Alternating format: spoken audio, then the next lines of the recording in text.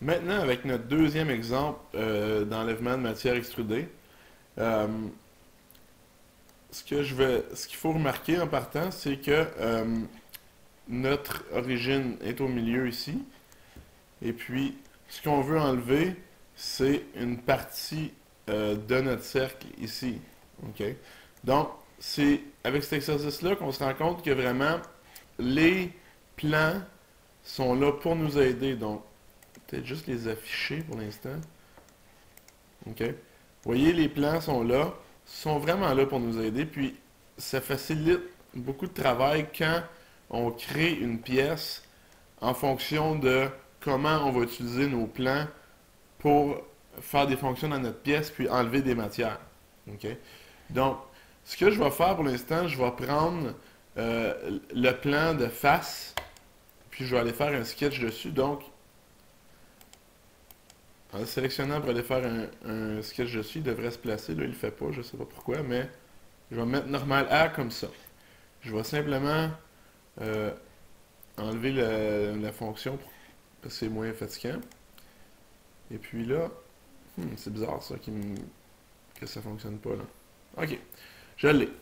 Je vais prendre un carré euh, avec les sommets, puis je vais aller chercher le point milieu de mes deux côtés comme ça.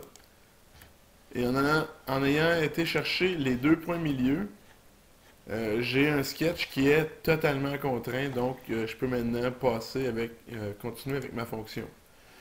J'utilise mon enlèvement de matière extrudée. Et puis aussi, on va explorer, euh, excusez-moi, on va explorer les deux directions. Donc, je vais aller à travers tout, mais aussi je vais y aller à travers tout avec mes deux directions. Donc maintenant, si je accepte ma fonction, on peut voir euh,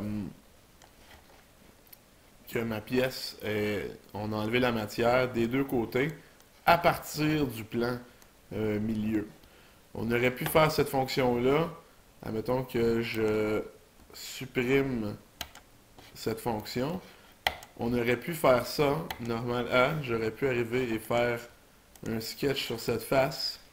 Et puis, admettons que je prends une ligne comme ça, point milieu d'un côté à l'autre. Et puis un arc par 3 points.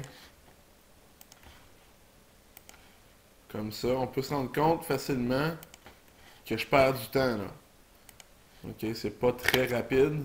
Et puis maintenant, il faut connaître la profondeur de notre cylindre.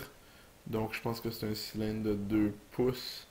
Donc on pourrait simplement lui dire 1 pouce de creux avec un enlèvement de matière extrudée borgne.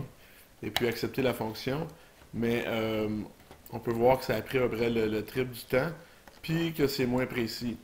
Donc faites-le comme la première exemple. Puis vous allez apprendre non seulement à travailler avec les plans, mais aussi développer des habitudes de travail qui vont être plus rapides.